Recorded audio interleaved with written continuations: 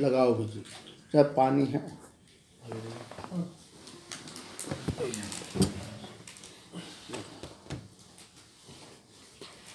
अस्सलामु अलैकुम वरहमतुल्लाहि वबरकातुहू। बिस्मिल्लाहि वल्हम्दुलिल्लाह वस्सलातु वस्सलामु अला रसूलिल्लाह अम्मा बाद। अऊज़ु बिल्लाहि मिनश शैतानिर रजीम। बिस्मिल्लाहिर रहमानिर रहीम। वमा अस्हाबकुम मिन मुसीबतिन फबिमा कसबत अयदीकुम व यअफू अन कसीर वलौ युआखिदुल्लाहु अन्नास बिमा कसबू मा तरका अला दहरिहा मिन दाब्बा। सामईन किराम और हाज़रीन किराम, जफ़र इस्लामिक सेंटर के इस हफ्ते रोज़ा दावती और तालीमी क्लास का उन्वान है कि अपना ख़याल रखो। अल्लाह ताला की ये सुन्नत और अल्लाह का ये तरीक़ा रहा है कि अल्लाह ताला मुख्तलिफ़ अंदाज से अपने बंदों का इम्तिहान लेता है, इम्तिहान के साथ साथ आजमाइश करता है, और हर आदमी अपने दीन और ईमान के हिसाब से आजमाया जाता है। नेक लोगों की भी इसमें आजमाइश होती है, और इस आजमाइश में अल्लाह ताला बददीनों के लिए इबरत और नसीहत बना देता है। ये अल्लाह का ये निज़ाम है, अल्लाह ताला का ये दस्तूर है कि अल्लाह अपने बंदों को आज़माता है।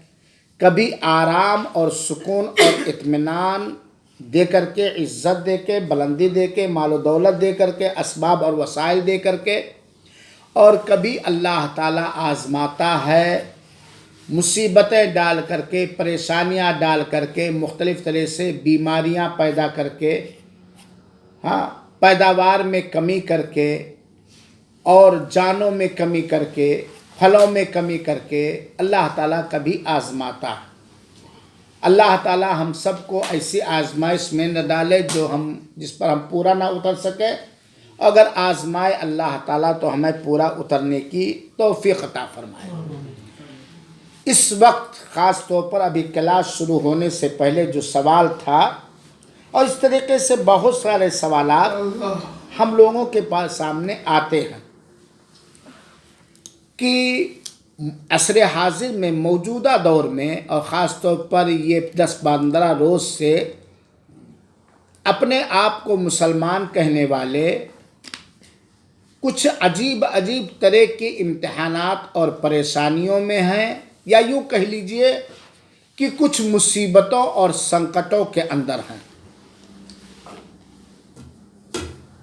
तो ये परेशानियां क्यों हैं, ये संकटें क्यों हैं मुसलमानों के सामने? और सिर्फ देखा जाए तो मुसलमानों ही के सामने नहीं, बल्कि हर मुल्क के हर बाशिंदे के सामने ये परेशानी है। सिर्फ मुसलमानों ही के लिए नहीं, बल्कि इस तरह की परेशानियां हर मुल्क के हर बाशिंदे के सामने है। परेशानियां, संकटें, मुसीबतें मुख्तलिफ़ तरीक़े से।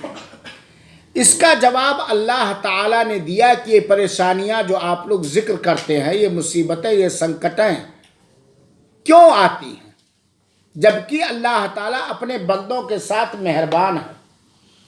अल्लाह ताला अपने बंदों पर से मोहब्बत करने वाला, शफ़क़त करने वाला अपने बंदों पर। तो अल्लाह ताला ये जो मुसीबतें हम और आप महसूस कर रहे हैं, बल्कि हर इंसाफवर इंसान, हर अमन व सुकून चाहने वाला इंसान, हर अपने घर और वतन की तरक्की चाहने वाला इंसान, चाहे वो मुसलमान हो या कोई और हो, इसको संकट की शक्ल में, परेशानी की शक्ल में, मुसीबत की शक्ल में देख रहा है। तो ये परेशानियां क्यों आती हैं? चंद अहम बातें मैं अर्ज करना चाहता हूँ। ये बात जान लीजिए कि कायनात के अंदर जो भी फैसला होता है, जो कुछ भी होता है, ये अल्लाह ताला की जानिब से है, क्योंकि अल्लाह ताला ही कारसाज़े मुतलक है।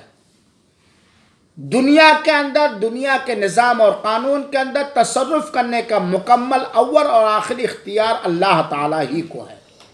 وَمَا تَشَاءُونَ إِلَّا أَن يَشَاءَ اللَّهُ، جب تک اللہ نہیں چاہتا، جب تک اللہ کا مرضی نہیں ہوتی، اللہ کا اشارہ نہیں ہوتا ہے، اللہ کا حکم نہیں ہوتا ہے، کوئی چیز اس وقت تک ہو ہی نہیں سکتی۔ یہ الگ بات ہے، کوئی چیز ہونے کے بعد ہم جان پاتے ہیں کہ یہ چیز اللہ کی مرضی میں ہے۔ اللہ کے حکم کے بنا نہ کسی کا آرڈر آ سکتا ہے، نہ کسی کا فیصلہ ہو سکتا ہے، اور نہ کوئی ایک پتا ہل سکتا ہے۔ اس بات پر ہمیں ہمارا ایمان اور ہمارا یقین ہونا چاہیے۔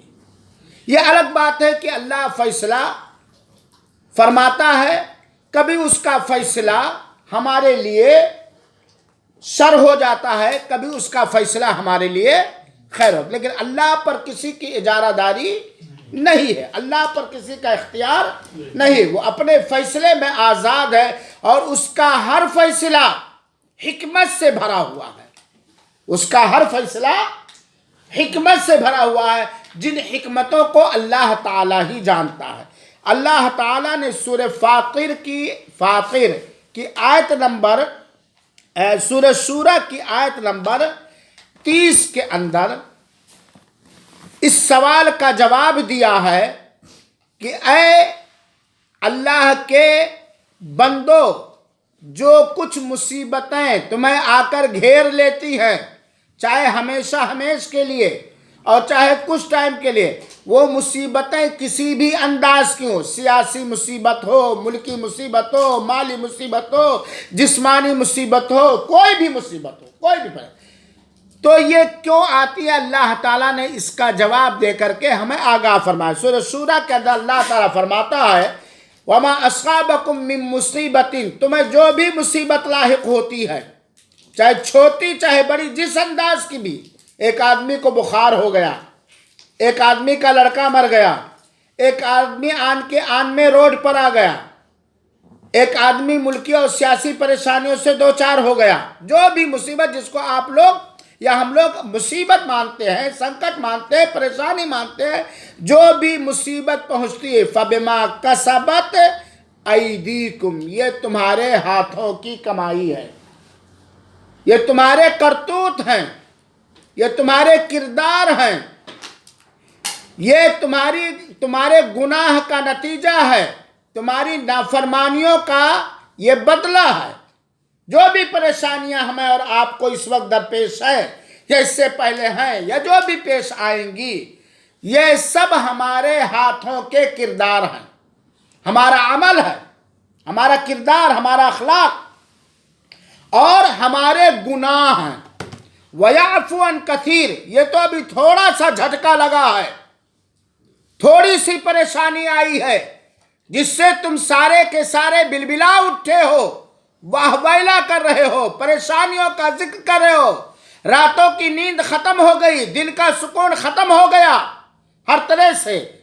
وَيَعْفُو عَنْ كَثِيرٍ، یہ تو تھوڑا سا جھٹکا، اللہ تعالیٰ اس کے علاوہ بہت ساری تمہاری غلطیوں پر پردہ ڈال دیتا ہے، تمہارے گناہوں کو معاف فرما دیتا ہے۔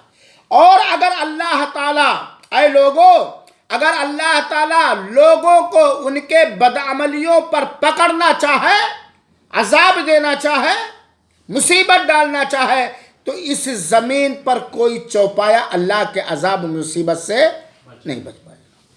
یہ اللہ کا احسان ہے کہ ابھی اتنے ہی ہوا، ابھی اتنی ہی رسوائی اور بے عزتی ہوئی ہے۔ اللہ نے بہت سارے گناہوں پر، ہماری بہت سارے بدکرداری پر اللہ نے پردہ ڈال دیا، معاف کر دیا ہے۔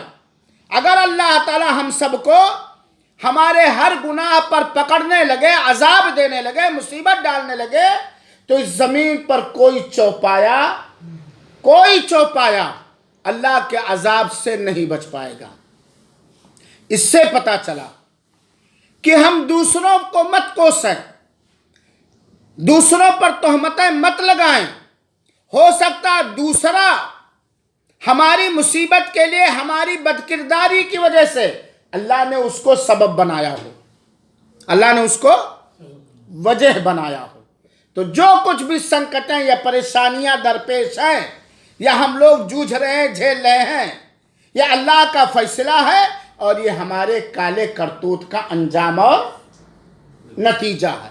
یہ دنیا کے اندر اللہ تعالیٰ انجام دکھا رہا ہمارے کالے کرتوت کا، ہماری بدعملیوں کا، اور دنیا میں اللہ تعالیٰ چھوڑے ہوئے ڈھیل دیے ہے۔ ایک دن فیصلے کا دن ہوگا جس دن اللہ تعالیٰ کسی کو چھوڑے گا نہیں۔ میرے بھائیوں اور ساتھیوں، گویا اس آیت کریمہ سے بات معلوم ہوئی کہ اگر ہم اپنی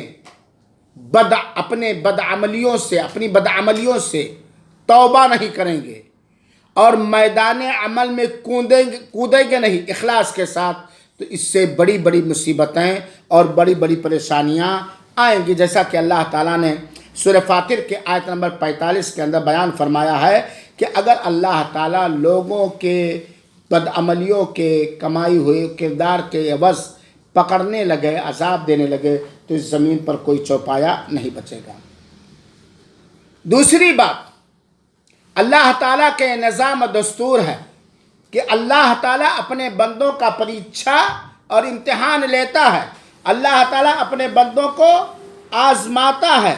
اللہ تعالیٰ نے سورہ آل عمران کی آیت نمبر 186 کے اندر بیان فرمایا، لَتُبْلَوُنَّ فِي أَمْوَالِكُمْ وَأَنفُسِكُمْ وَلَتَسْمَعُنَّ مِنَ الَّذِينَ أُوتُوا الْكِتَابَ مِنْ قَبْلِكُمْ وَمِنَ الَّذِينَ أَشْرَكُوا أَذًى كَثِيرًا وَإِن تَصْبِرُوا وَتَتَّقُوا فَإِنَّ ذَلِكَ مِنْ عَزْمِ الْأُمُورِ۔ اللہ تعالیٰ فرماتا ہے یقیناً ضرور بضرور تمہیں آزمایا جائے گا، تمہارے مالوں میں اور تمہاری جانوں میں آزمایا جائے گا، امتحان لیا جائے گا تمہارا، ضرور جانچے جاؤ گے، مالوں میں بھی اپنے اور اپنی جانوں میں۔ اور یہ بھی جان لو کہ اہل کتاب اور اہل شرک کی جانب سے بہت زیادہ تکلیف کی چیزیں سنو گے، دکھ کی چیزیں سنو گے، یہودیوں کی طرف سے، نصرانیوں کی طرف سے، اور ہر شرک والے کی طرف سے، ہر شرک والے کی طرف سے بہت زیادہ اسنکھ انگنت تکلیف کا معاملہ دیکھو گے، تکلیف کا معاملہ سنو گے۔ لیکن اگر تم نے ان کی اس تکلیف پر صبر کیا اور تقوی اختیار کیے، کیا کیا؟ صبر میں اب وقت نہیں ورنہ میں بتلاتا کہ صبر کا مفہوم کیا، صبر کرو گے، اور دوسری چیز کیا ہے؟ تقوی۔ تو یہی نیک پختہ ارادہ ہے، یہی عزم مصمم ہے۔ گویا اللہ تعالیٰ نے پیشین گوئی دے دی ہے، اللہ تعالیٰ نے فرما دیا ہے کہ دیکھو تمہیں میں آزماؤں گا، مالوں میں بھی جانوں میں بھی، اور یہودیوں کی طرف سے، نصرانیوں کی طرف سے، اور مشرکوں کی طرف سے بہت ساری تکلیف کی باتیں، تکلیف کی چیزیں دیکھو گے، تکلیف کی باتیں سنو گے۔ لیکن اگر تم ایمان والے ہو تو صبر کرو اور تقوی اختیار کرو، ایمان والے ہو تو صبر کرو اور تقوی اختیار کرو۔ اسی طرح اللہ تعالیٰ نے سورہ بقرہ کی آیت نمبر 155 سے لے کر کے 157 سے فرمایا ہے، وَلَنَبْلُوَنَّكُمْ بِشَيْءٍ مِّنَ الْخَوْفِ وَالْجُوعِ وَنَقْصٍ مِّنَ الْأَمْوَالِ وَالْأَنفُسِ وَالثَّمَرَاتِ وَبَشِّرِ الصَّابِرِينَ۔ اللہ تعالیٰ کہتا ہم تمہیں ضرور آزمائیں گے، ضرور تمہارا امتحان لیں گے، اور میں بتلا چکا ہوں ہر آدمی کی آزمائش اس کے ایمان اور نیک عمل اور تقوی کی بنیاد پر ہوتا ہے۔ جو جتنے دیندار ہوگا، جتنے تقوی والا ہوگا، اتنا ہی اللہ تعالیٰ اسے آزمائے گا۔ اللہ تعالیٰ فرماتا ہے کہ ہم تمہارے دلوں میں دوسروں کا ڈر ڈال کر کے ہم تمہیں آزمائیں گے کہ تم رہتے کیسے ہو، تمہاری پوزیشن کیا ہے، اس ڈر کو دور کرنے کے انتظامات کیا کریں۔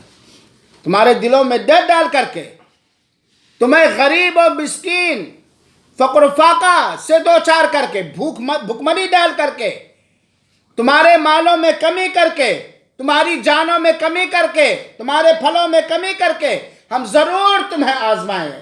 وَبَشِّرِ الصَّابِرِينَ، اللہ کی آزمائش میں صبر کرنے والوں کو خوشخبری دے دو۔ میرے مسلمان بھائیوں ساتھیوں، ان چند آیتوں کے بعد جس سے یہ پتہ چلا کہ جو کچھ ہوتا وہ اللہ تعالیٰ کی جانب سے، یا تو ہمارے لیے پریشانی ہے، عذاب ہے، اور یا تو ہمارے لیے آزمائش ہے۔ اللہ آزمائش میں پورا فرمائے، اور اللہ تعالیٰ اگر عذاب کے طور پر ڈالا ہے تو اللہ اس عذاب کو دور کر دے، اور عذاب جن وجہوں سے اللہ نے عذاب ڈالا ان وجہوں کو دور کر دے۔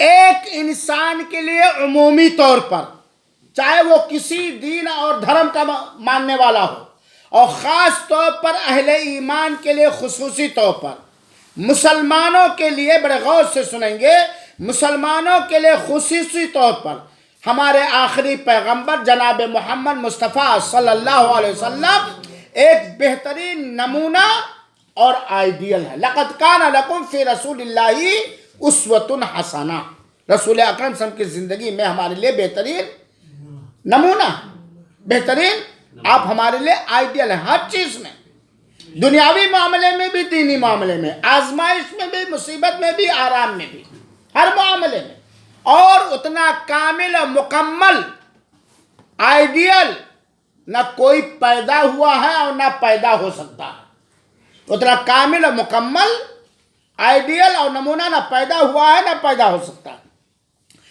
تھوڑی دیر کے لیے دیکھیے، اللہ کے رسول اکرم صلی اللہ علیہ وآلہ وسلم نے جب سے کلمہ توحید کا صفا کی پہاڑی پر اعلان فرمایا اور اللہ کی مخلوق کی پوجا اور عبادت سے روکا، اللہ کی عبادت کی طرف دعوت دی، توحید کی دعوت دی کہ اللہ ہی کو رب مانو، کسی اور کو رب نہ مانو، اللہ ہی کی عبادت کرو، کسی اور کی عبادت نہ کرو۔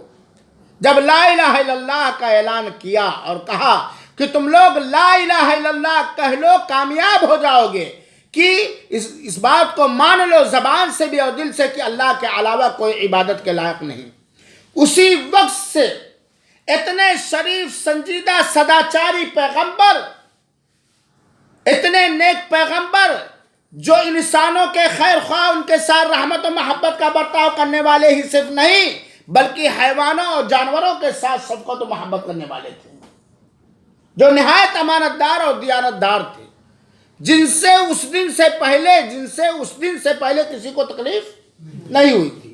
جب حجر اسود خانہ کعبہ میں لگانے کی بات آئی تو لوگوں نے آپ ہی کا فیصلہ سویکار کیا۔ لوگ آپ کو امین کے لقب سے یاد کرتے تھے نبی بنائے جانے سے پہلے، لوگ آپ کو صادق کے نام سے یاد کرتے تھے نبی بنائے جانے سے پہلے، لوگ اپنی امانتیں آپ کے پاس رکھتے تھے، لوگ اپنا جھگڑا چکانے کے لیے آپ کے پاس رائے کرتے تھے، لیکن جب سے اللہ کے رسول اکرم صلی اللہ علیہ وسلم نے لوگوں کو ایک اللہ کی عبادت کی دعوت دی، اسی وقت سے پورے کے اپنے اور پرائے گھر اور باہر سارے اکثریت آپ کی دشمن ہو گئی، اور آپ کے ساتھ کیا کچھ ظلم و ستم نہیں کیا، کیا کچھ اتیاچار نہیں کیا، اتنا ظلم بڑھ گیا کہ مکہ کی سرزمین کشادہ ہونے کے باوجود آپ صلی اللہ علیہ وسلم کے لیے تنگ ہو گئی، اتنا ظلم کیا کہ اللہ کی اجازت سے اللہ کے رسول اکرم صلی اللہ علیہ وسلم کو خانہ کعبہ چھوڑنا پڑا، مکہ چھوڑنا پڑا، اپنا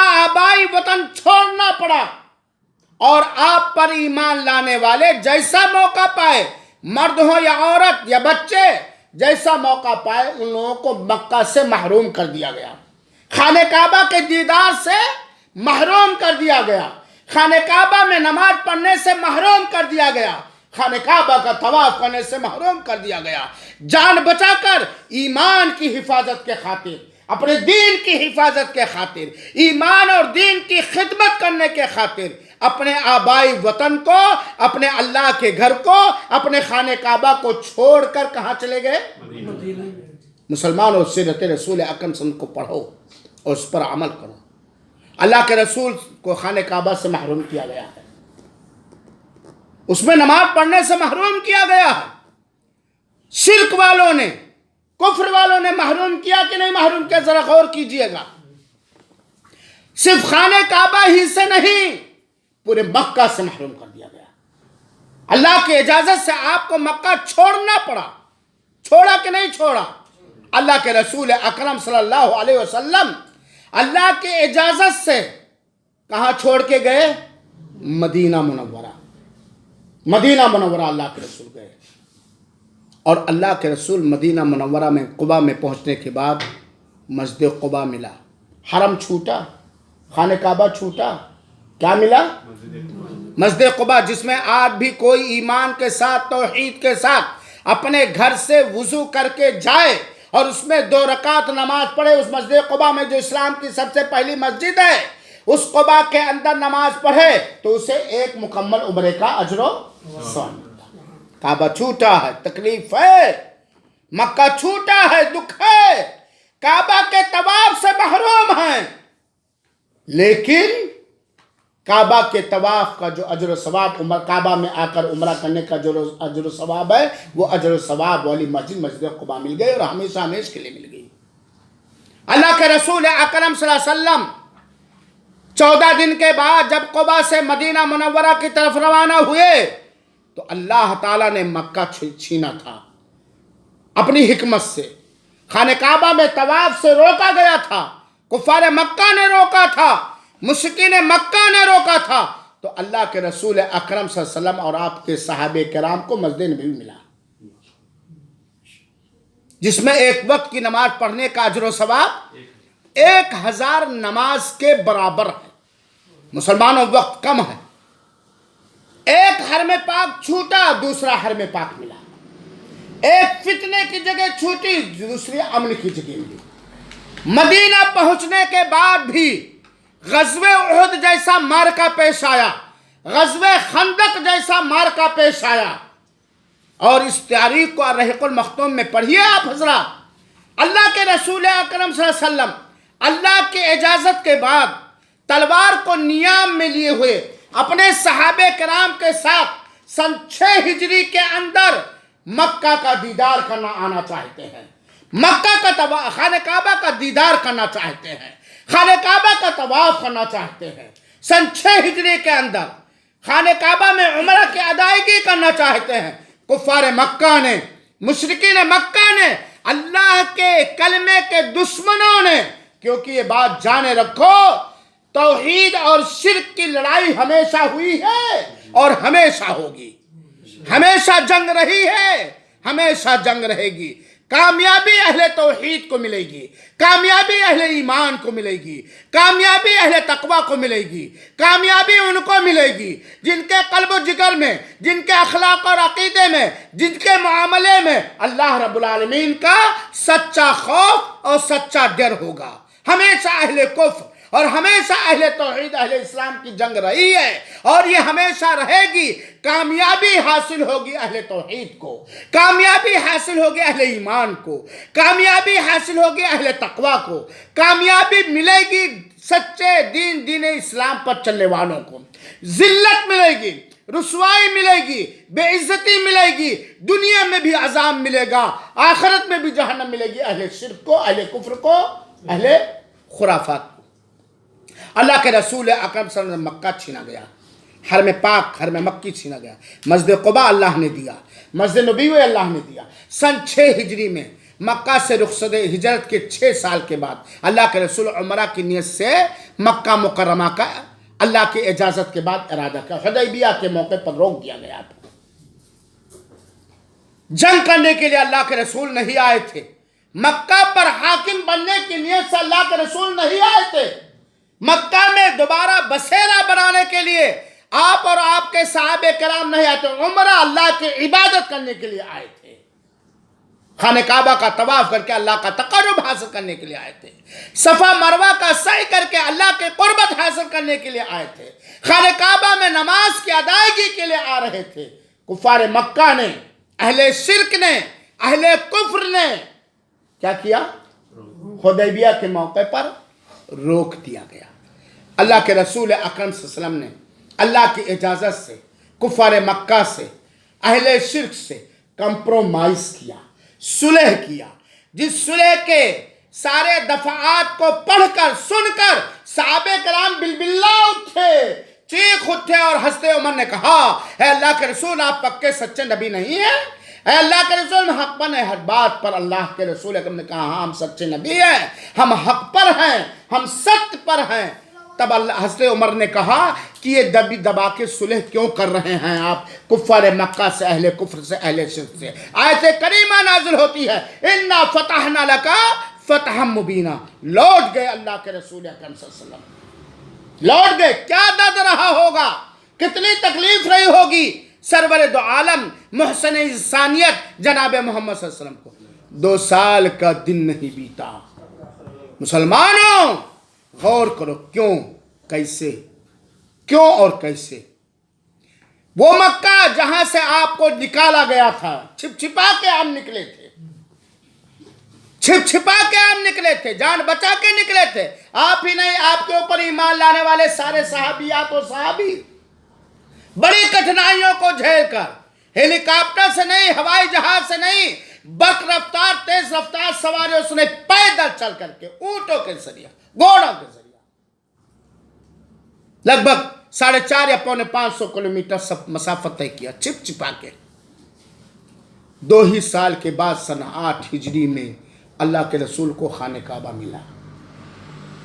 اللہ کے رسول اکرم صلی اللہ علیہ وسلم کو خانہ کعبہ ملا, مکہ ملا, اللہ کے گھر کا طواف نصیب ہوا, صفا و مروہ کی سعی نصیب ہوئی, اللہ کے گھر میں نماز پڑھنے کا موقع ملا. اور اس وقت اہل شرک اور اہل کفر کا عالم یہ تھا کہ سب بسب کھڑے تھے کہ معلوم نہیں آج کے دن ہمارے رسول محمد کا ہمارے بارے میں کیا فیصلہ ہے. آج تو جان جانے کا دن ہے. محمد فاتحانہ شان سے آج مکہ میں داخل ہوئے ہیں. قبضہ کے حاکم وقت ایک طرح سے سمجھانے کے لیے بادشاہ وقت ہیں, بادشاہ وقت ہیں. آج معلوم نہیں ہمارے بارے میں محمد کا کیا فیصلہ. ہم نے محمد کے پر ایمان لانے والوں کو زد و کوب کیا ہے, مارا پیٹا ہے. ابھی 2 سال پہلے کعبہ سے ہم نے ان کو روکا ہے. ان کے اوپر چڑھائی کی ہے بدر کے اندر, ان کے اوپر چڑھائی کی ہے احد کے اندر, ان کے اوپر چڑھائی کی ہے خندق کے اوپر. آج محمد کا کیا فیصلہ ہوگا بس اللہ ہی جانے. اللہ کے رسول نے کہا جاؤ سب کو میں نے معاف کر دیا. سن 8 ہجری کے اندر 8 سال کے اندر کتنی نعمتیں اللہ نے ایک نعمت سے حکمت عملی سے محروم کیا تھا, کتنی نعمتیں ملی. بات میری سمجھ میں آ رہی کہ نہیں آ رہی ہے؟ کیوں ملی؟ اللہ کے ساتھ ان کا معاملہ پاک اور صاف اور ستھرا تھا. اللہ کے رسول اکرم صلی اللہ علیہ وسلم پر ایمان لانے والے صحابہ کرام کا معاملہ اللہ تعالی کے ساتھ صاف اور ستھرا تھا. وہ یہ سمجھتے تھے, مانتے تھے کہ میں بندہ ہوں اللہ تعالی کا, اور بندگی کرنے کے لیے میں پیدا کیا گیا ہوں صرف اللہ تعالیٰ کی. اور اللہ تعالیٰ کی بندگی کرنے میں اگر جان کی ضرورت پڑتی تھی تو جان قربان کر دیتے تھے, مال کی ضرورت پڑتی تھی تو مال قربان کر دیتے تھے, وقت کی ضرورت پڑتی تھی تو وقت قربان کر دیتے تھے. ہر غالب نفیس عمدہ چیزیں اللہ کی قربت حاصل کرنے میں دریغ نہیں کرتے تھے. تو اللہ ان سے راضی ہوا, اللہ ان سے, اور انہیں وہ نعمت جس سے کچھ دنوں کے لیے اللہ تعالیٰ نے محروم کر دیا تھا اپنی حکمت سے, وہ ملی کہ نہیں ملی؟ ملی کہ نہیں ملی؟ اور اللہ تعالیٰ نے یہ نعمت صرف انہی کے لیے خاص نہیں کیا, بلکہ قرآن مقدس کے اندر اللہ تعالیٰ نے آل عمران کی آیت نمبر 139 کے اندر بیان فرمایا وَلَا تَهِنُوا وَلَا تَحْزَنُوا وَأَنْتُمُ الْأَعْلَوْنَ إِن كُنتُم مُؤْمِنِينَ. اس وقت جتنی سنکٹوں میں کوئی ہے, جتنی پریشانیوں میں کوئی ہے, جتنی مصیبتوں میں کوئی ہے, وہ اس آیت کریمہ کو اپنے لیے آئیڈیل بنا لے. وَلَا تَهِنُوا, غمگین نہ ہو, فکر مند نہ ہو, وَلَا تَحْزَنُوا, مایوس نہ ہو, غمگین نہ ہو. أَنْتُمُ الْأَعْلَوْنَ, غلبہ آپ کو ملے گا, جیت آپ کو ملے گی, حکومت آپ کو ملے گی, جہاں پاسبانی آپ کو ملے گی, دنیا آپ کے قدموں پر جھکے گی. شرط یہ ہے کیا؟ تم پکے سچے مومن ہو جاؤ. بلا پکا سچا مومن ہوئے کوئی عزت نہیں مل سکتی نہ دنیا کے اندر, نہ کوئی کھوئی ہوئی نعمت مل سکتی دنیا کے اندر. صحابہ کرام کی مختصر سی سیرت, خانہ کعبہ کا چھٹ جانا اور پھر واپسی کا مختصر سیرت میں نے ذکر کیا. ولا تہنوا ولا تحزنوا، غمگین نہ ہو، پریشان نہ ہو، فکر مند نہ ہو، فکر مند ہو اپنے آپ کو مومن بنانے میں، فکر کرو، غم کرو، ٹینشن کرو، پلاننگ کرو، سوچو اپنے آپ کو مومن بنانے میں، اور اپنے آپ کو مومن بنانے میں 4 سال کا پلان نہ بناؤ، 8 سال کا پلان نہ بناؤ، یہ دنیاوی پارلیمنٹ نہیں ہے، بلکہ فوراً اپنے آپ کو مومن بنانے کی کوشش کرو۔ اور جب تم مومن بن جاؤ گے تو اللہ تعالیٰ تمہیں کیا عطا کرے گا؟ کوئی بھی دنیا کا کوئی بھی شخص مومن بن جائے، جسے پکا سچا مومن کہا جاتا ہے، اللہ تعالیٰ اس کو بلندی دے گا۔ اور اگر جن کو اللہ تعالیٰ نے اپنی حکمت سے کسی کو بلندی دیا ہے، حکومت دیا ہے، طاقت دیا ہے، لشکر دیا ہے، فوج دیا ہے، اگرچہ وہ مومن نہیں ہے تو انہیں خوش بھی نہیں ہونا چاہیے، انہیں خوش بھی نہیں ہونا چاہیے۔ ہو سکتا ہے ہم اپنے آپ کو مسلمان کہنے والوں کے کالے کرتوت کی وجہ سے تمہیں جیت ملی ہے، کیوں نہیں خوش ہونا چاہیے؟ دنیا کے سارے لوگوں، چاہے مسلمان ہو یا کوئی دوسرا، جاؤ فرعون کی سیرت و تاریخ پڑھو، جس نے صرف حاکم ہونے کا اعلان نہیں کیا تھا بلکہ انا ربکم الاعلی کا اعلان کیا تھا، جو تم سے کہیں طاقتور تھا، تم سے کہیں دولت والا تھا، تم سے کہیں زیادہ لاؤ لشکر والا تھا۔ اس کا غرور، اس کا تکبر، اس کا گھمنڈ، اس کی شیطانیت اور اللہ کے مخلوق پر اس کا ظلم اتنا بڑھ گیا تھا کہ رب ہونے کا دعویٰ کیا تھا۔ ٹھیک ہے، کچھ دن کے لیے موسیٰ پریشان ہوئے، موسیٰ پر ایمان لانے والے پریشان ہوئے، آزمائش میں ڈالے گئے، لیکن موسیٰ پر ایمان لانے والے اس وقت کے مسلمان کا جب ایمان اللہ تعالیٰ کے ساتھ سچا ہوا، اللہ پر توکل ان کا مضبوط ہوا، اور وہ اپنے آپ کو ہر چھوٹے گناہوں سے، ہر بڑے گناہوں سے بچا کر کے پکے مومن بنے، تو فرعون کیا بنا؟ سب کے لیے عبرت بن گیا۔ جاؤ نمرود کو دیکھو، جاؤ نمرود کو دیکھو، دنیا کے سارے مسلمانوں پڑھنے کا بڑا دعویٰ کرتے ہو، عقل مند ہونے کا دعویٰ کرتے ہو۔ عقل مند وہ ہے جو دوسروں سے عبرت و نصیحت حاصل کرے، عقل مند وہ ہے جو دوسروں سے عبرت و نصیحت حاصل کرے۔ جاؤ نمرود کے لاؤ لشکر کو دیکھو، اس کے مالی بہتات کو دیکھو، اس کے سیاسی وسائل کو دیکھو، اس کے سطوت، اس کے جلوہ کو دیکھو۔ نمرود، یہاں تک کہ اس کا ظلم اتنا بڑھ گیا کہ ایک سداچاری پیغمبر حضرت ابراہیم علیہ السلام کو آگ میں ڈالا۔ حضرت ابراہیم اس زمانے میں کمزور تھے، کوئی پچ کرنے والا نہیں، کوئی بھی پچ پارٹیاں نہیں تھیں، کوئی ان کے ساتھ دینے والا، اکیلے ابراہیم، لیکن وہ مومن تھے۔ لیکن وہ کیا تھے؟ آگ میں ڈال دیے گئے حضرت ابراہیم علیہ السلام۔ نمرود کے آگ میں بادشاہ وقت، ظالم بادشاہ وقت، ہر ظالم کو عبرت حاصل کرنی چاہیے، ظالم بادشاہ وقت کے آگ میں ڈال دیے گئے۔ نعرے